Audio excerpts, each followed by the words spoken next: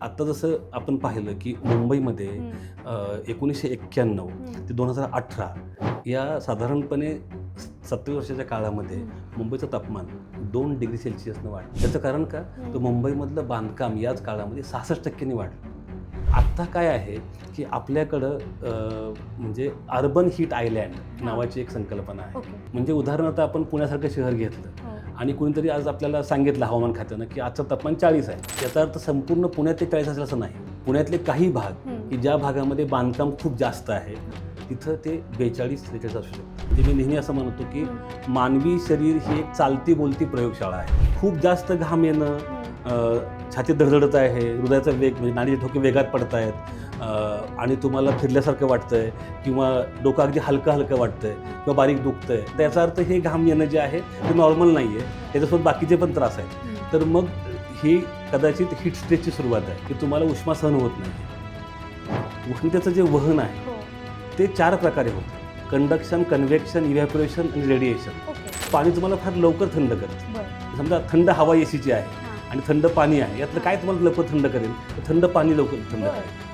उन्हाळ्यामध्ये खरोखरच आपण अधिक आक्रमक होतो आणि सगळ्यात महत्त्वाची गोष्ट म्हणजे ज्याला आपण म्हणतो की इमोशनल इन्स्टॅबिलिटी, तर ती वाढते.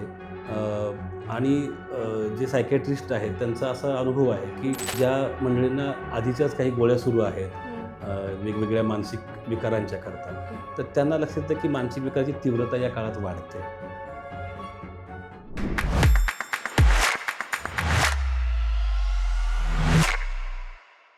हाय हॅलो नमस्कार, मी दिव्या आणि तुम्ही पाहत आहात द ऑडिबल. मंडळी, क्लायमेट बदलतंय, हवामान बदलतंय आणि त्याचा परिणाम संपूर्ण जगासह भारतावरही दिसतोय आपल्याला. हीट वेव्ह सध्या आपल्याकडे आलेली आहे. वर्धा हे देशातलं सर्वाधिक उष्ण ठिकाण ठरलेलं आहे. अकोलासुद्धा आहे आणि एकीकडे दुसऱ्या बाजूला सांगलीमध्ये गारांचा पाऊस पडतोय, हेही आपण बातम्यांमध्ये पाहिलं असेल. सगळं विचित्र हवामान झालं आहे आणि एकीकडे पुण्यामधल्या काही रुग्णालयांमध्ये उष्माघात कक्षसुद्धा स्थापन करण्यात आलेले. या अशा विचित्र वातावरणामध्ये स्वतःची काळजी नेमकी कशी घ्यायचं, काय करायचं, काय टाळायचं, या सगळ्या गोष्टी आज आपण डिकोड करणार आहोत आणि त्यासाठी आज माझ्याबरोबर स्टुडिओमध्ये आहेत doctor Pradeep Awate sir. Sir, खूप मनापासून स्वागत आहे. सर, खूप उष्माघात हा शब्द सध्या ट्रेंडिंगवरती आहे. हीट वेव्ह आली असं आपण म्हणतो, पण हीट वेव्ह किंवा उष्णतेची लाट येते म्हणजे नेमकं काय होतं? खरं म्हणजे उन्हाळा जो आहे तो आपण पाहतो आहोत की मागील सलग 7-8 वर्ष मागच्या वर्षापेक्षा अधिक तीव्र उन्हाळा आपण अनुभवतो आहोत. बरोबर. आणि हे जे आहे याचा अर्थातच आपण जसं चर्चा की क्लायमेट चेंज आणि ग्लोबल वॉर्मिंग ही जी कारणं आहेत त्याच्या पाठीमागे ती आहेतच.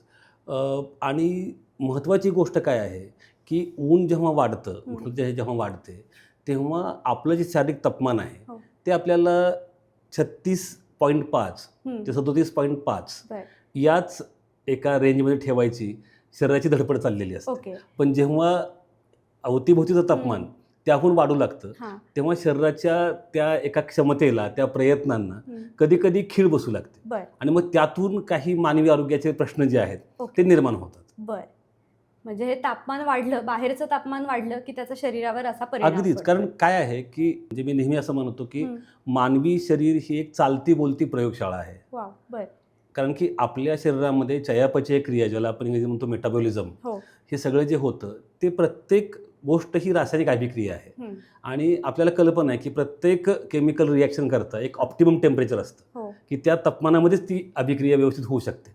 अन्यथा ती अभिक्रिया जी आहे ती बिघडते, तिची दिशा भरकटते आणि त्यातून काही वेगळेच पदार्थ तयार होऊ लागतात. तर आपल्याकडं तेच नेमकं होतं आणि म्हणून आपल्याला आपल्या शरीरामध्ये ते बदल दिसतात. आपल्याकडं कसं आहे की आपल्या शरीराचं तापमान नियमन करण्याकरता आपल्या मेंदूमध्ये हायपोथॅलॅमस नावाचा एक भाग आहे. तेव्हा जेव्हा कधी शरीराला जाणवतं की तापमान बाहेरचं वाढलेलं आहे तेव्हा हायपोथॅलॅमस ॲक्टिवेट होतं आणि मग त्या 2 गोष्टी करतात आपल्या शरीरामध्ये. एकतर आपल्या ज्या रक्तवाहिनी आहेत त्यांचं प्रसरण त्या पावतात, ज्याला आपण म्हणतो की वासोडायलिटेशन. आणि दुसरीकडं आपल्या ज्या घर्मग्रंथी आहेत, स्वेदग्रंथी आहेत, त्यांना घाम स्त्रवण्याकरता ते ॲक्टिवेट करतं. या 2 प्रकारे आपल्या शरीराचं तापमान कमी करण्याकरता ते प्रयत्न करतात. हा त्यातला एक महत्त्वाचा भाग आहे. पण हे होत असताना काय होतं की जेव्हा तुम्ही रक्तवाहिन्या प्रसरण पावतात तेव्हा तुमचं ब्लड प्रेशर पण कमी होतं आणि तुमच्या हृदयाला नेहमीपेक्षा अधिक फोर्सफुली वेगानं काम करावं लागतं, ते जास्त त्याला पंप करावं लागतं. हम्म. त्यामुळे इतर कुठल्याही ऋतूपेक्षा हृदय या काळात 2 ते 3 पट अधिक काम करतं. बर. त्यामुळे ते जर आधीच थोडंसं कमकुवत असेल हम्म. तर एका अर्थाने त्याच्यावर ते ओझं वाढतं. हो. असा पण त्यातला एक महत्त्वाचा मुद्दा आहे. बर. आणि मग त्याच्याशिवाय जे आपण नेहमी म्हणतो की उष्माघात हा जो प्रकार आहे, ज्याला हो. आपण इंग्रजीत हीट स्ट्रोक म्हणतो, हो. हा सगळ्यात शेवटचा प्रकार आहे. म्हणजे पण त्याच्या आधी आपण पाहतो की हीट रॅश, हा. अंगावर काहीतरी लालसर पुरळ आलेली हो. आहेत, अंग खाजतं आहे, घामोळ्या ज्याला म्हणतो आपण, हम्म. ते हीट रॅश आहे. किंवा आपण म्हणतो की हीट एक्झॉशन, म्हणजे काय की थकल्यासारखं वाटतंय, खूप स्नायू जे आहे ते दुखावल्यासारखे वाटतात, दुखरे वाटतात सगळे, हम्म. पिंढऱ्या वगैरे सगळ्या. त्यानंतर हीट टिटॅनी, म्हणजे काय होतं की तुमचे हातपाय जे आहेत ते असे वाकडे होतात किंवा त्याला फोर्सफुल कॉन्ट्रॅक्शन होतं तुमच्या स्नायूंचं, त्याला आपण हीट टिटॅनी म्हणतो. फेंटिंग, चक्कर आल्यासारखं वाटतं तुम्हाला. आणि मग सगळ्यात शेवटी जे ते हीट स्ट्रोक आहे. अच्छा. तर हे सगळे वेगवेगळे प्रकार तुम्हाला दिसतात. म्हणजे सुरुवातीला तुम्हाला शरीर सांगत असते की तुला हे तापमान सहन करण्याकरता अडचण येते आहे आणि ती लक्षणं तुम्हाला दिसतात. मग त्याच्यामध्ये काय होतं अनेकदा की जी लक्षणं आहेत की बाबा लाईट हेडेडनेस ज्याला म्हणतो आपण, की खूप डोकं हलकं हलकं वाटतंय किंवा डोकं किंचित दुखतंय, Right. थोडंसं उचमळल्यासारखं वाटतंय किंवा कधी एखादी छोटीशी उलटी होते, हो. थकवा वाटतो, खूप तहान लागते, धडधडल्यासारखं वाटतं छातीमध्ये, खूप जास्त घाम येतो किंवा त्वचा एकदम कोरडी पडणं. या सगळ्या ज्या गोष्टी आहेत, या सगळ्या गोष्टी एका अर्थानं तुम्हाला हीट स्ट्रेस ज्याला म्हणतो आपण, Right. की ह्या उष्माचा तुम्हाला त्रास होतो आहे, हे सांगणाऱ्या ह्या गोष्टी आहेत. अच्छा. बरं. म्हणजे आपण जेव्हा म्हणतोय की आता हीट वेव्ह आली आहे, म्हणजे याचा अर्थ तापमान खूप जास्त प्रमाणात वाढलं आहे, तर ही हीट वेव्ह डिक्लेअर करण्यासाठीचा काय क्रायटेरिया असतो? अगदी बरोबर. त्याच्यामध्ये हा फार महत्त्वाचा मुद्दा आहे. अनेकदा त्याच्या वेगवेगळ्या व्याख्या केल्या जातात. परंतु यात महत्त्वाची गोष्ट काय आहे, की तुम्ही कोणत्या भागात राहता Okay. याच्यावर सुद्धा हीट वेव्ह तुमच्याकडे कोणत्या तापमानाला घोषित होईल हे ठरतं. ओके. म्हणजे उदाहरणार्थ तुम्ही मैदानी भागात राहताय, जसं आपल्याकडं आपला पूर्ण जो मराठवाडा आहे, हो. तर तो पूर्ण मैदानी भाग आहे, बरोबर. पठारी भाग आहे. बरोबर. त्याच्यामध्ये 40 डिग्री सेल्सिअस हे तुम्ही पाहता की हे हीट वेव्हचं लक्षण आहे, 40च्या पुढे जाणं आहे. पण समजा तुम्ही मुंबई, रत्नागिरी, रायगड यासारख्या समुद्रकिनाऱ्याच्या कडेला असणाऱ्या भागामध्ये राहत आहात, तर तिथं 37 डिग्री सेल्सिअस, 37 डिग्री सेल्सिअस हे तुमचं हीट वेव्हचं कट ऑफ पॉईंट आहे. ओके. की तुम्हाला 37 पण इथं खूप झालं, 40 नाही 37च. आणि समजा तुम्ही डोंगरी भागात राहता, एकदमच डोंगराळ भागामध्ये, टेकड्या, पर्वत, जसं महाबळेश्वर आपल्याकडे आहे, तिथं 30 डिग्री सेल्सिअस बरं. हे सुद्धा हीट वेव्ह आहे. कारण का तिथली जी लोकसंख्या आहे ती ज्या पद्धतीनं त्या तापमानाला एक ज्याला म्हणतो समायोजन झालेलं असतं, त्याच्यानुसार पण त्यातला फरक पडतो. हा त्यातला एक भाग आहे. बरं. आणि दुसरा भाग काय आहे की हीट वेव्हमध्ये केवळ तापमान हा मुद्दा नसतो. अच्छा. अनेकदा तापमान अधिक तुमच्या हवेतील आर्द्रता ओके. आणि वाऱ्याचा वेग, बरं. या सगळ्या गोष्टी आपण नाही का म्हणतो की इतकं गरम होतं ना की झाडाचं पानही हलत नाही आहे. हो. म्हणजे काय की वारं बिलकुलच वाहत नाही आहे. बरोबर. आणि वारं नसलं वाहत की तुम्हाला जास्त उकडतं, Correct. जास्त गरम वाटतं. त्यामुळे वाऱ्याचा वेग सुद्धा त्याच्यामध्ये फार महत्त्वाचा घटक आहे. बरं. पण मुख्यत्वे आर्द्रता म्हणजे हवेतलं बाष्प आणि तापमान, हे 2 घटक खूप महत्त्वाचे आहेत. बरं. म्हणजे पहा की असं गृहीत धरा की तुमच्या शहराचं तापमान हे 34 डिग्री सेल्सिअस आहे, ओके. परंतु तुमच्या शहराची आर्द्रता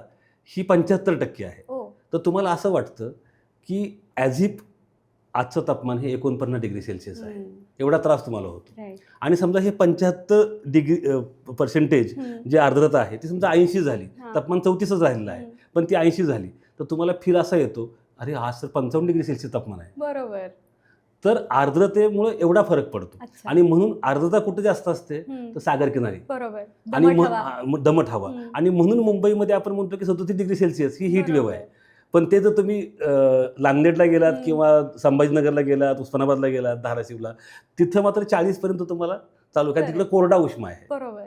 असं आहे. बरोबर. म्हणजे ह्याच्यात आपण म्हणतो मुंबईचा उकाडा जो असतो तो खरंच सहन नाही होत, कारण की तिथली हवा दमट असते, ह्युमिडिटी खूप जास्त असते आणि इथला कोरडं ऊन असतं, त्यामुळे ते बऱ्यापैकी चटका लागतो पण ठीक वाटतं. अगदी बरोबर. तर म्हणजे काय आपण या दोन्ही उन्हांमध्ये फरक बघितला? फरक कसा असतो की मुळामध्ये तुमचे शरीर उष्णतेचं जे उत्सर्जन करतं, उष्णता तुमची कमी करतं आणि स्वतःला थंड करतं, त्याच्या जे पद्धती आहेत, आज जसं आपण आता म्हणालो की हायपोथॅलॅमस तुमच्या स्वेदग्रंथींना प्रेरित करतं की अधिक घाम स्त्रवा आणि घाम बाहेर येतो आणि तो घाम सुकतो आणि मग आपल्याला थंड वाटायला लागतं. तर ते घाम सुकणं जे आहे ते बाष्पीभवन आहे, इव्हॅपोरेशन. आता जेव्हा हवा कोरडी असते, उष्मा आहे फक्त, आर्द्रता बिलकुल नाही आहे, म्हणजे हवेमध्ये कुठंही पाण्याचं बाष्प नाही आहे, तेव्हा तो त्याचं बाष्प लवकर होतं Right. आणि तुम्हाला थंड वाटायला लागतं. करेक्ट. पण ज्या हवेमध्ये ऑलरेडी पाण्याचं बाष्प आहे त्या हवेमध्ये बाष्पीभवन हा प्रकार होतच नाही, बरोबर त्याला अडथळा येतं बरोबर. आणि म्हणून मग तुम्हाला चिकचिक वाटायला लागतं. हो. तुमचं घाम येतोय पण तो वाळत नाही, तो वाळत थंड नाहीये, नाही तो होत. सुकत नाहीये तो. बरोबर. त्यामुळे बाष्पीभवनाची जी प्रक्रिया आहे तीच बंद पडते हो. आणि म्हणून तिथं तुम्हाला जास्त हीट स्ट्रेस जाणवतो. बरं. असं आहे. म्हणजे उन्हाळ्यामध्ये घाम येणं ही खूपच ऑब्वियस प्रक्रिया आहे, शरीराकडनं होते बरोबर. ती. तर किती घाम येणं हे धोकादायक सिम्पटम असू शकतं? नाही, मी तसं म्हणलं ना की मुळात जेव्हा तुम्हाला या घाम येणं हे नॉर्मल गोष्ट आहे हो. तुम्हाला तापमान कमी करण्याकरता. पण खूप जास्त घाम येणं, छातीत धडधडत आहे, हृदयाचा वेग म्हणजे नाडीचे ठोके वेगात पडत आहेत आणि तुम्हाला फिरल्यासारखं वाटतंय किंवा डोकं अगदी हलकं हलकं वाटतंय किंवा बारीक दुखतंय, त्याचा अर्थ हे घाम येणं जे आहे ते बरं. नॉर्मल नाही आहे. बरं. त्याच्यासोबत बाकीचे पण त्रास आहेत. तर मग ही कदाचित हीट स्ट्रेसची सुरुवात आहे अच्छा. की तुम्हाला उष्मा सहन होत नाही आहे. ओके. बरोबर, हा त्यातला महत्त्वाचा भाग आहे. बरं. म्हणजे स्ट्रोक येणं ह्याच्यात खूप कॉमन आहे या उकाड्यामध्ये. तर हा स्ट्रोक असेल किंवा उष्माघात ह्याच्यामधला फरक काय आहे म्हणजे? काय कसं आहे, मी तुम्हाला म्हणलं की उष्माघात या शब्दालाच आपण इंग्रजीमध्ये हीट स्ट्रोक म्हणतो. बरोबर. आता मुळामध्ये हीट स्ट्रोकमध्ये काय होतं, तर एका अर्थानं आत्ता आपण जे पाहतो आहोत की जेव्हा उष्णता किंवा तुमच्या शरीराचं तापमान हे 40 डिग्री सेल्सिअसच्या आसपास जातं, ओके. शरीराचं तापमान शरीराचं तापमान. जे आपल्याला 37.5 पर्यंतच ठेवायचं आहे, ते वाढलं आजूबाजूच्या उष्मामुळं, तर काय होतं की तुमच्या सगळ्या पेशींवर परिणाम होतो. म्हणजे तुमच्या स्पेशली तुमच्या मेंदूच्या आणि चेतासंस्थेच्या ज्या पेशी आहेत त्यांच्यावर परिणाम होतो, डॅमेज होतात त्या. सगळ्यात महत्त्वाची गोष्ट म्हणजे तुमची जी रक्तवाहिनी आहेत त्या रक्तवाहिनीची जी आतली अंतत्वचा आहे ज्याला आपण म्हणतो एंडोथेलियम, ते डिस्टर्ब होतं. मग त्याच्यातून लिकेज व्हायला सुरू होतं, म्हणजे द्रवपदार्थ जे आहेत ते. या सगळ्यामुळे काय होतं की एका अर्थानं ज्याला आम्ही म्हणतो की मल्टी ऑर्गन फेल्युअर, तुमचे अनेक ऑर्गन हे अकार्यक्षम होत जातात. आणि मग याच्यात काय होतं की मेंदूमध्ये सगळ्या ह्या गोष्टी घडत असल्यामुळं पेशंट कन्फ्यूज होतो, गोंधळलेल्या अवस्थेमध्ये. त्याला ओरिएंटेशन नसतं की मी कुठं आहे किंवा मी इथं का आलो होतो. त्याला बेशुद्ध पडल्यासारखं अवस्था तयार होते आणि त्याचे ठोके नाडीचे वाढतात, त्याचा श्वसनाचा वेग वाढतो, त्वचा कोरडी आणि अत्यंत गरम म्हणजे अंग तुम्हाला चटक्या बसणार, अशा सगळ्या गोष्टी होतात. तर या सगळ्या ज्या गोष्टी आहेत हा हीट स्ट्रोक आहे. बरोबर. त्यामुळं ह्याला आपण हीट स्ट्रोक म्हणतो. परंतु या दुसरी सगळ्यात महत्त्वाची गोष्ट काय आहे की कुठला जरी त्रास झाला तुम्हाला उष्णतेचा तरी त्याचा प्रथमोपचार काय आहे हे आपल्याला माहीत पाहिजे. महत्त्वाची गोष्ट म्हणजे की जेव्हा तुम्हाला त्रास होतो आहे तेव्हा तुम्हाला पहिल्यांदा काम जे करायचं आहे की त्या व्यक्तीला पटदिशी सावलीमध्ये हलवा, पहिला मुद्दा. दुसरा मुद्दा जो आहे त्याचे कपडे जेवढे तुम्हाला काढणं शक्य आहे की जे अनावश्यक कपडे आहेत ते काढून त्याला उघडा करा, म्हणजे जेवढं हे आहे ते. आणि मग त्याला थंड करण्याचा प्रयत्न करा. तर थंड करण्याकरता मी जसं म्हटलं की ज्याला आपण म्हणतो की इमर्जन्सी कुलिंग, तातडीनं थंड करणं फार आवश्यक आहे. कारण की हीट स्ट्रोक ज्याला बसतो या पद्धतीचा त्याच्यामध्ये मृत्यूचं प्रमाण हे 40 ते 60% आहे. म्हणजे 10 मधले 4 पेशंट जाऊ शकतात. पण जर त्याला वेळेत उपचार मिळाले हे, आणि ते उपचार अगदी खरं म्हणजे कुणीही देऊ शकले असे उपचार आहेत, तर तो वाचू शकतो. आणि म्हणून आपण काय म्हणतो की कूल फर्स्ट, ट्रान्सपोर्ट सेकंड. पहिल्यांदा त्याला थंड करा आणि मग दवाखान्यात ट्रान्सफर करा. आपण काय गडबड करतो की नाही आधी पहिल्यांदा दवाखान्यात हलवा, पण ते ॲम्ब्युलन्स किंवा बाकीच्या गोष्टी अरेंज होईपर्यंत तुम्ही त्याचं तापमान कसं कमी करता येईल याच्याकरता काय काय करता येईल. तर पहिली गोष्ट, समजा तुमच्याकडे टब आहे मोठा, त्या टबमध्ये तुम्ही असं आईस कोल्ड वॉटर टाकलं, त्यात त्याला बुडवा गळ्यापर्यंत.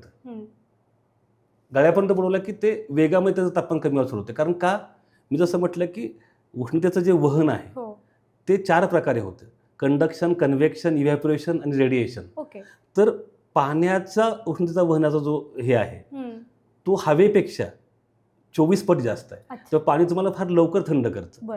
समजा थंड हवा एसीची आहे आणि थंड पाणी आहे, यातलं काय तुम्हाला लवकर थंड करेल, तर थंड पाणी लवकर थंड करेल. त्यामुळे थंड पाण्यात त्याला तुम्ही बुडवलं तर समजा तुमच्याकडे पाणी नाही आहे, तुमच्याकडे बर्फ आहे, आईस पॅक्स आहेत, तुम्ही त्याच्या महत्त्वाच्या जागी आईस पॅक ठेवा. म्हणजे कुठं? मानेवर, काखेमध्ये, छातीवर, पोटावर, जांघेमध्ये, साईडला.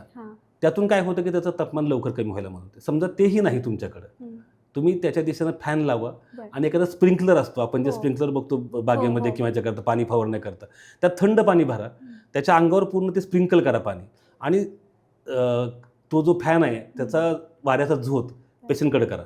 अच्छा. तर तुम्हाला त्या एक पूर्ण त्या पाण्याचं असं मिक्स तयार होऊन त्याच्या अंगावर पसरत जातं, त्याने तो लवकर थंड होत जातो. बरं. तर अशा अनेक प्रकारे म्हणजे तुम्हाला जे काही करणं मी जसं म्हटलं की समजा बेडशीट तुम्ही थंड पाण्यात भिजवून त्याच्याभोवती त्याला गुंडाळलं, बेडशीट एकदम आईस कोल्ड वॉटरमध्ये भिजवलं Correct. आणि ते त्याच्या अंगाभोवती गुंडाळलं, किंवा टॉवेल्स 5-6 टॉवेल्स तुम्ही असे टर्किश टॉवेल असे एकदम गार पाण्यातनं काढले, एकदम चिल्ड वॉटरमधून, आणि ते त्याच्या अंगावर टाकले आणि ते तुम्ही 15-15 मिनिटाला बदलत राहिलात बरं. तरी तो थंड होत जातो. अच्छा. तर अशा अनेक प्रकारे तुम्हाला हे करणं शक्य आहे. त्यामुळे त्याला थंड करा आणि बाय दॅट टाईम दुसरं कोणीतरी 108ला फोन करेल, ॲम्ब्युलन्स बोलवेल, हे बाकीच्या गोष्टी करेल. पण महत्त्वाची गोष्ट ही आहे की तो ॲम्ब्युलन्समध्ये चढेपर्यंत, त्याला बसवेपर्यंत आपण त्याला थंड कसं करता येईल आपल्याला, बरं. हे जर आपण दवाखाना येईपर्यंत करत राहिलो तर पेशंट वाटण्याची शक्यता वाढते. हो. बरं. कारण ज्या क्षणी त्याचं तापमान हे 38-39 डिग्री सेल्सिअसपर्यंत येतं 40वरून, त्या क्षणी तो परत रिकवर व्हायला सुरू होतो. बरं. म्हणजे हे साधारण उपचार आपण केले तर साधारण किती वेळामध्ये ते तापमान थोडं कमी व्हायला साधारणपणे मदत असं होते? दिसतं आपल्याला की आपण 30 ते 40 मिनिटांमध्ये त्याचं तापमान परत आपल्याला कमी आणता येऊ शकतं, बरं. जर आपण खूप ॲग्रेसिव्हली ओके. ह्या सगळ्या गोष्टी केल्या तर. बरं. आणि म्हणून आपण काय सांगतो, तुम्ही जर पाहिलं तर आपण असं सांगतोय की इव्हन हीट ॲक्शन प्लॅन ज्याला म्हणतो आपण, हां. की कुठल्याही महानगरपालिकेनं किंवा जिल्हा प्रशासनानं काय करावं, तर आपण त्यात सांगतो आहोत की लोकांना फक्त तुम्ही 11 ते 4 बाहेर जाऊ नका हे तर सांगणं आवश्यक आहेच आहे, पण त्याशिवाय महत्त्वाची गोष्ट म्हणजे शहरामधल्या बागा, उद्यानं दिवसभर उघडे ठेवा. बरं. कशा करता, रस्त्यावर कोणाला जरी काही वाटलं त्याला पटदिशी तुम्हाला बागेत नेता येतं. हो. साधी गोष्ट असते की अनेकदा रस्त्यावर काम करणारी मंडळी आहेत, छोटे मोठे गाडी आहेत, काही बाकीची कामं असतात, त्यांना जेवायचं आहे, तर त्यांना उन्हात कुठं बसणार आहे जेवायला, ती बरोबर. बागेमध्ये जाऊन बसली, झाडाखाली बसली, ते 2 घास खातील. त्याशिवाय तुमची सगळी जी धार्मिक स्थळं आहेत, हो. मंदिरं, मशिदी, चर्च, बौद्ध विहार, हे सगळे उघडे ठेवा सगळ्यांच्या करता, की कुणी तिथं जाऊन बसेल उन्हामध्ये आणि थोडासा थंडावा घेईल, परत आपलं काम सुरू करेल. या सगळ्या गोष्टी. आणि महत्त्वाची गोष्ट म्हणजे तुमच्या मार्केटच्या जागा, जिथं लोक जास्त शॉपिंगला किंवा यायला येतात, बस स्टँड, रेल्वे स्टेशन्स, या ठिकाणी काही शेड्स उभा करा, जिथं लोकांना सावली मिळेल. नसेल तर तिथं तुम्ही पाण्याची व्यवस्था ठेवा, प्यायचं पाणी ज्याला आपण पाणपोई म्हणतो, ती पाणपोई तयार करून ठेवा, की जेणेकरून लोकांना पाणी सहजतेने मिळेल.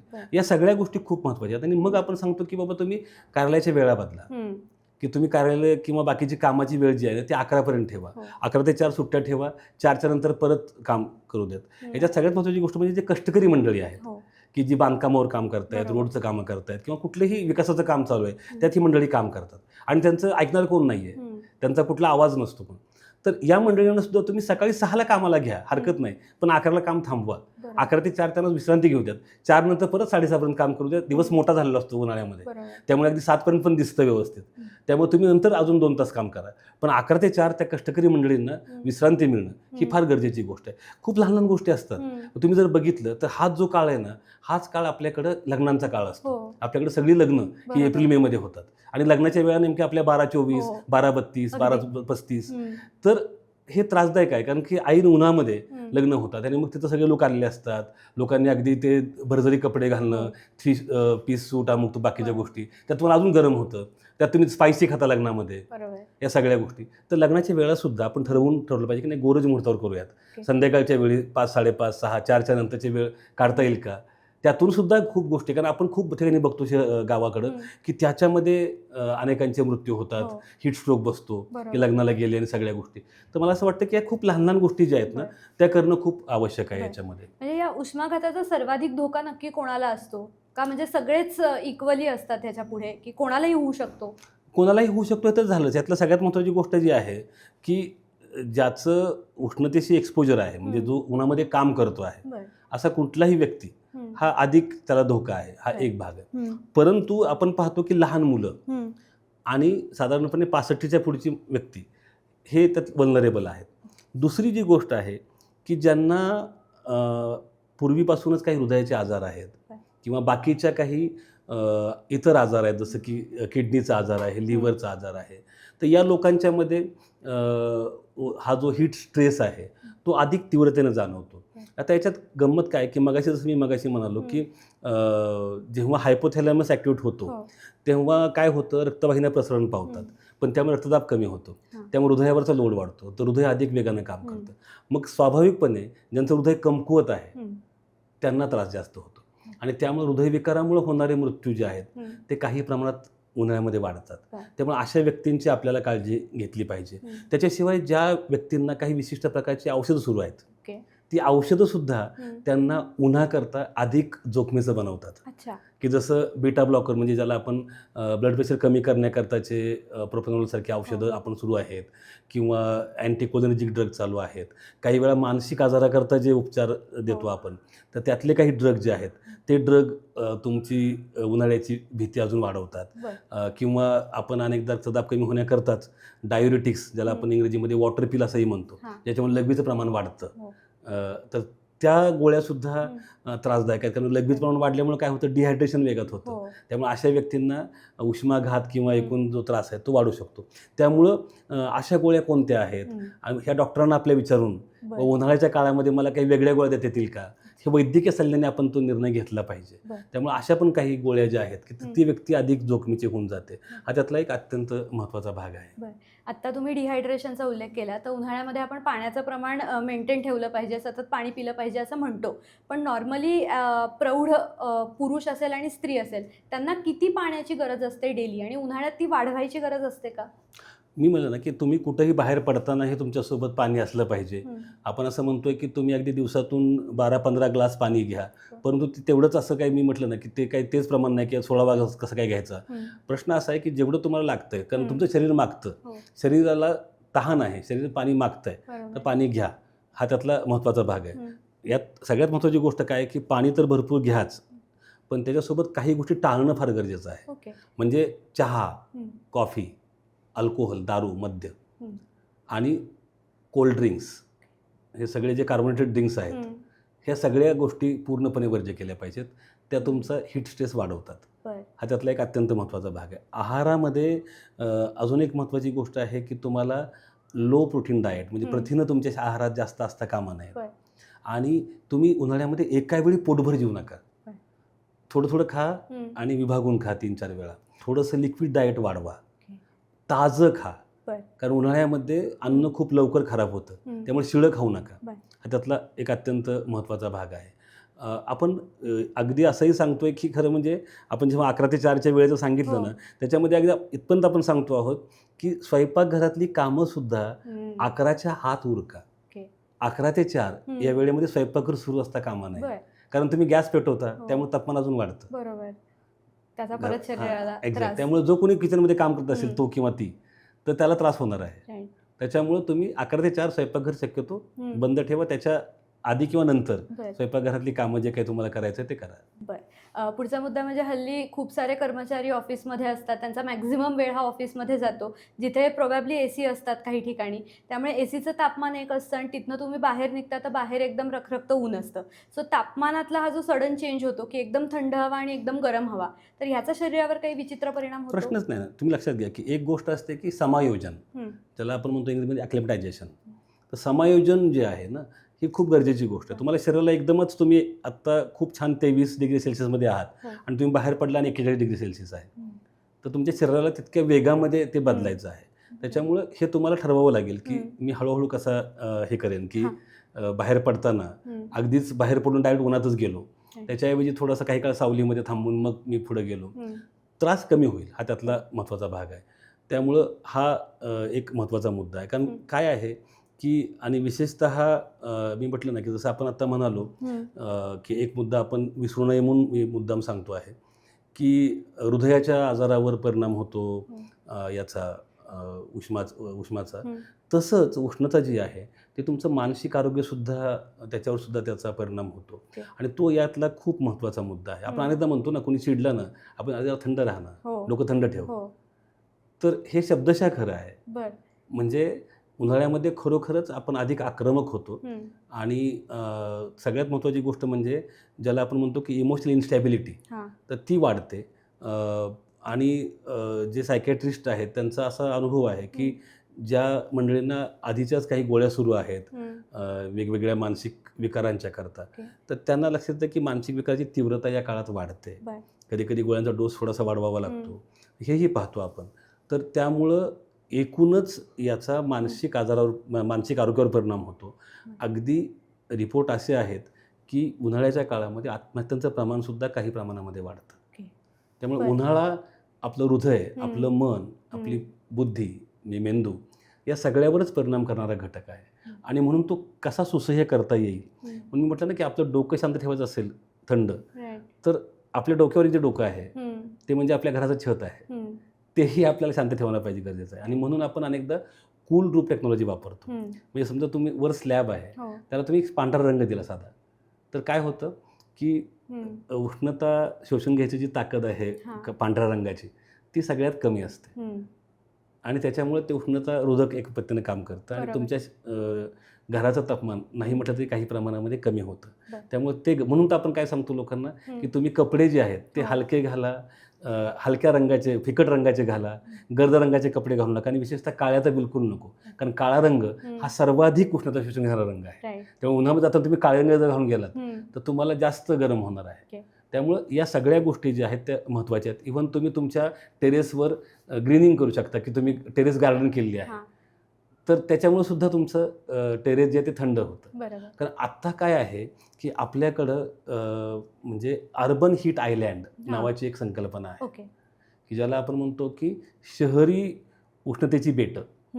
म्हणजे उदाहरणार्थ आपण पुण्यासारखं शहर घेतलं आणि कुणीतरी आज आपल्याला सांगितलं हवामान खात्यानं की आजचं तापमान 40 आहे. याचा अर्थ संपूर्ण पुण्यात ते 40 असेल असं नाही. पुण्यातले काही भाग की ज्या भागामध्ये बांधकाम खूप जास्त आहे, ज्या भागामध्ये इंडस्ट्रीज आहेत, ज्या भागामध्ये मोठ्या प्रमाणावर व्हेकल कंजेशन आहे, ट्रॅफिक जाम्स आहेत, तिथं ते 42-43 असू शकतं. कारण तिथं एका अर्थानं उष्णतेचं ॲक्युम्युलेशन झालं, साठवली गेली आहे ती. का तर तिथं तुमच्याकडे कॉन्क्रीटचं जंगल तयार झालेलं आहे आणि त्याच्यामुळे शोषून घ्यायची ताकद त्या विशिष्ट एरियाची जास्त आहे. तेव्हा आपण अनेकदा पाहिलं की कोरेगाव पार्क भागामध्ये तापमान जास्त आहे किंवा मुंबईमध्ये एअरपोर्टच्या भागामध्ये तापमान जास्त आहे. याचं कारण का, तर त्या भागामध्ये या पद्धतीचे आयलँड तयार झाले. तर त्यामुळं आपल्याला हे आयलँड जो फेनॉमेनॉन आहे तो कसा कमी करता येईल याच्याकरताही प्रयत्न करणं आवश्यक आहे. आणि आपापली घरं, आपापली छतं कशी कूल ठेवता येतील हेही प्रयत्न करणं आवश्यक आहे. हे झाले शहरी भागामध्ये. पण अनेकदा असं असतं की आपल्याकडे स्लम एरियामध्ये, झोपडपट्टी भागामध्ये पत्र्याचे घरं आहेत सगळी, तर त्याचं काय करायचं. तर मग त्याच्यावर गवताचे भारे, वाळलेल्या गवताचे भारे किंवा कडब्याच्या पेंड्या हे जर तुम्ही रचलत तर काय होतं की डायरेक्ट पत्रा तापत नाही आणि मग तुमची खोली जी आहे ती थंड राहते. तर अशा लहान लहान गोष्टी ज्या आहेत की ज्याला मग आपण प्रत्येक वेळी AC किंवा कूलर हे उत्तर नाही आहेत आणि ते आपल्याला म्हणजे परवडणारही नाही. कारण उन्हाळ्याची गंमत काय असेल लक्षात घ्या, उन्हाळ्यामध्येच नेमकी सुरू होते पाणी टंचाई. कारण बाष्पीभवन झाल्यामुळे पाणी संपतं आणि आपल्याला कल्पना आहे की आपल्याकडची बरीचशी विद्युत जी आहे, इलेक्ट्रिसिटी जी आहे ती जलविद्युत आहे. त्यामुळे तुम्हाला लक्षात आहे की लोड शेडिंग पण पुण्यात वाढतं कारण तुमची इलेक्ट्रिकची गरज वाढलेली असते. त्यामुळे काय होतं की तुम्ही जेवढे AC आणि बाकीच्या गोष्टी वापराल पण तुम्हाला तेवढी ऊर्जा नाही तुमच्याकडे, ते विद्युत ऊर्जा अपुरी पडते आहे. त्यामुळे तुम्हाला खऱ्या अर्थानं अपारंपरिक पद्धतीनं हे कसं करता येईल याचा आपल्याला विचार केला पाहिजे की कमीत कमी विद्युत ऊर्जा वापरून आपल्याला अधिकाधिक थंड कसं राहता येईल आणि मुकाबला कसा करता येईल उन्हाचा याचा विचार आपल्याला करायला पाहिजे. AC आणि कूलरचा टेम्परेचरवरनं पण मी खूप रिसर्चेस असे वाचले आहेत की तुम्ही जेवढं कमी टेम्परेचर ठेवाल तेवढं ते घातक असतं आणि आता लिमिट पण आय थिंक आलेली आहे की त्याच्या अलीकडे तुम्ही येऊ शकत नाही. पूर्वी 16 होतं, 18 होतं आणि आता ती 22-23 आहे, त्याच्या खाली नाही आहेत. तर त्याचा काही निगेटिव्ह परिणाम होतो कूलर? मी म्हटलं ना काय आहे की तुम्ही जेवढं म्हणजे विषम वातावरण तयार करता ना तुमच्या शरीराकरता, की तुम्ही एक विषम वातावरण तयार केलं तुमच्या खोलीपुरतं 16 आणि 18, पण बाहेर 40-42 आहे, तर तुम्ही तुमच्या शरीराला या विषम वातावरणाशी तोंड द्यायला भाग पाडता. त्याच्यामुळं स्वाभाविकपणे तो जो एक एकदमच ऑड असा जो एक गॅप आहे तो कमी करणं खूप गरजेची गोष्ट आहे. शेवटच्या प्रश्नाकडे येते मी. हीट वेव्हचा सामना करायचा आहे, वेगवेगळ्या भागात आपला ऑडियन्स आहे, महाराष्ट्रभर पसरलेला. काय छोट्या टिप्स तुम्ही समअप करताना सांगाल? मी म्हटलं ना की याच्यामध्ये मुळामध्ये उष्माघाताच्या अनुषंगानं किंवा उष्णतेची लाट जी आहे, हीट वेव्ह जी आहे, त्याला आपण नेहमी एक सायलेंट डिझास्टर म्हणतो की जे दिसत नाही. म्हणजे वादळ आलं, महापूर आला, भूकंप झाला तर आपल्याला कळतं की अरे काहीतरी आपत्ती आलेली आहे, पण ती सायलेंट डिझास्टर आहे, कोणाला जाणवत नाही, पण इट इज देअर. त्यामुळं त्याच्याकडे आपल्याला फार गांभीर्यानं पाहायची गरज आहे, समाज, प्रशासन आणि व्यक्ती म्हणून सगळ्याच पातळीवर. त्यामुळं पहिला मुद्दा जो आहे की समाज किंवा प्रशासन म्हणून आपण ठरवतो आहोत की प्रत्येक शहराचा आपला एक हीट ॲक्शन प्लॅन असला पाहिजे की या काळामध्ये आपल्या शहरातील आपल्या जिल्ह्यातील नागरिकांना कमीत कमी त्रास व्हावा याच्याकरता प्रशासन म्हणून आपण काय काय करू शकतो.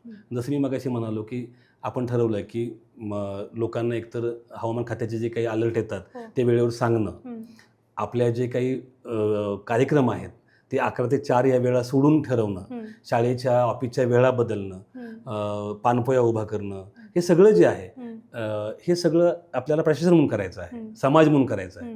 आणि दुसरीकडे व्यक्ती म्हणून जे मी मगाशी म्हणालो की तुम्हाला ठरवायचं आहे की मी अतिजोखमीच्या गटातला आहे का, माझ्या घरामध्ये अतिजोखमीचं कोण आहे. इव्हन ज्यांची जाडी जास्त आहे, ओबेसिटी असणारे जास्त असणारे लोक, त्यांना स्वतः जास्त होतो. त्यामुळं हे सगळं ठरवणं आपल्याला गरजेचं आहे की 5 वर्षाखालची मुलं, 60च्या पुढचे लोक, जाड असणारे लोक, ज्यांना हृदयविकार आहेत असे लोक, यांची आपल्याला विशेष काळजी घ्यायची, हा त्यातला एक भाग. आणि मी जसं म्हटलं की बाहेर जाताना आपण जे नेहमी म्हणतोय की कुठले कपडे घालावेत किंवा हॅट, कॅप, ओला रुमाल एखाद्या डोक्यावर ठेवलेला आहे तुम्ही, या सगळ्या गोष्टी, गॉगल, या गरजेचं. पुरेसं पाणी आपल्यासोबत असलं पाहिजे. आणि आपण काय खायचं प्यायचं आपण बोललो आता, त्याची काळजी घेणं, बरोबर. या सगळ्या गोष्टी ज्या आहेत ह्या आपल्याला व्यक्ती आणि समाज म्हणून गरजेच्या आहेत. आणि जसं मी तुम्हाला म्हणालो की त्याचबरोबर आपल्याला छत आपलं थंड राहावं म्हणून काय करता येईल हे सगळं आपण बोललो. हे सगळे जे आहेत ना हे आहेत शॉर्ट टर्म मेजर्स, की आत्ता ऊन आलेलं आहे, आता हे करायचं आहे. व्हॉट इज लॉंग टर्म, याचा विचार आपल्याला करावा लागेल की अरे जर मागच्या 7-8 वर्ष दरवर्षीचा उन्हाळा हा अधिक कडक येतो आहे, म्हणजे ती जी कविता आहे सौमित्रची, दरवर्षी वाटतं की ऊन जरा जास्त आहे, तर ते खरोखरच आहे. म्हणजे तर मग ती बदलायचं असेल वेळ तर आपल्याला काहीतरी करावं लागेल ना. तर आता जसं आपण पाहिलं की मुंबईमध्ये 1991 ते 2018 या साधारणपणे 70 वर्षाच्या काळामध्ये मुंबईचं तापमान 2 डिग्री सेल्सिअसनं वाढलं. याचं कारण का, तर मुंबईमधलं बांधकाम याच काळामध्ये 66% वाढलं. मुंबईमधल्या मोकळ्या जागा 81% कमी झाल्या. मुंबईतली हिरव्या जागा ज्या आहेत म्हणजे त्या 40% कमी झाल्या. मुंबईमधल्या ज्या पाणथळीच्या जागा आहेत, वॉटर बॉडीज, त्या 30% कमी झाल्या. तर आपल्याला नियोजन करावं लागेल की ज्याला आपण म्हणतो की शाश्वत विकास, तो नक्की काय आहे. तर त्याच्या दिशेनं जावं लागेल. हा पहिला भाग. साधी गोष्ट मी सांगतो ना की पब्लिक ट्रान्सपोर्ट हा जेवढा तुम्ही चांगला कराल तेवढं तुम्हाला अजून तापमान कमी व्हायला मदत. कारण तुम्ही काय होतं, प्रत्येक गाडी जी बाहेर येते ती गाडी तिच्यासोबत काही कार्बन डायऑक्साईड सोडते, वातावरण अजून गरम करते. तर त्यामुळं आज पुण्यामध्ये दिसतं आपल्याला की पुण्यासारख्या शहरामध्ये की केवळ 20% लोक पब्लिक ट्रान्सपोर्ट वापरतात. हे जर प्रमाण आपण 70%वर नेलं तर कितीतरी आपल्या व्यक्तिगत गाड्या कमी होते. पण त्याच्याकरता खूप नियोजनाची गरज आहे. अगदी आपल्याला हे पण ठरवलं लागेल की बांधकामाचं असं कोणतं मटेरियल आपल्याला वापरता येईल की जे उष्णता जास्त शोषून घेणार नाही. आपल्याला आपली ऊर्जेची गरज कशी कमी करता येईल, आपल्याला अपारंपरिक ऊर्जेचा कसा जास्तीत जास्त वापर करता येईल, ह्या सगळ्या गोष्टी ह्या लॉंग टर्म करता आहेत. तर मला असं वाटतं की समाज, व्यक्ती आणि प्रशासन मिळून आपण या सगळ्याचा विचार केला तर कदाचित आजचा आणि येणारा पुढचा उन्हाळा सुद्धा अधिक सुखद होत जाईल. ऊन काही सांगतंय ते पण चटके देत नाहीये. जसं आपण नाही का एखादा आपला मित्र जातो आणि पाठीमध्ये त्याला टप्पल मारतो, अरे मी तुला हाका मारतो तू कुठं बघतोयस, तसं ऊन आपल्याला पुन्हा पुन्हा असं टपला मारतंय, अरे तुला सांगतोय रे वेड्या, आता तरी समजून घे.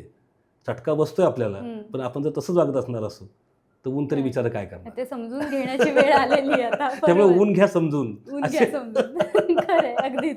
म्हणजे यानंतर मला शेवटचा असा एक प्रश्न आत्ता सुचला बोलताना की जो तरुणाईच्या कदाचित जवळचा आहे की या उन्हामध्ये सगळेजण सनस्क्रीन लावून बाहेर पडतात की उन्हाचे चटके बसू नये, काळेपणा होऊ नये म्हणून. तर डी व्हिटॅमिन हे खरंच आपल्याला मिळतं का आणि ते सनस्क्रीन लावल्यामुळे मिळत नाही का? खरीच गोष्ट आहे ना. आपण असं पाहतो की साधारणपणे उन्हामध्ये तुमची त्वचा जी उघडी असते तर ती त्वचा विटॅमिन डीचं संश्लेषण करते उन्हापासून, सूर्यप्रकाशापासून. त्याच्यामुळे त्या त्वचेवर तुम्ही जर काही थर लावला असेल दुसरा तर स्वाभाविकपणे ते शोषून घेणं आणि त्याचं विटॅमिन D3 मध्ये रूपांतर करणं हे शक्य नाही आहे. त्यामुळं ती गोष्ट आहेच म्हणजे महत्त्वाची. आणि आपण पाहतो आहोत की आपल्या तरुणाईमध्ये आणि एकूणच विटॅमिन D3 ची कमतरता ही खूप मोठ्या प्रमाणावर आहे, एवढं ऊन असताना देखील. बरोबर. विरोधाभास एकदम. ओके, खूप सुंदर माहिती दिली सर तुम्ही. आपण इथेच थांबूया या भागामध्ये. तुम्हाला काही प्रश्न असतील तर तुम्हीही कमेंट करून आम्हाला विचारू शकता. आम्ही त्याची उत्तरं तुम्हाला पुढच्या एपिसोडमध्ये देण्याचा प्रयत्न करू. इथेच थांबूया. कसा वाटला एपिसोड आम्हाला नक्की सांगा आणि पाहत राहा द ऑडिवन.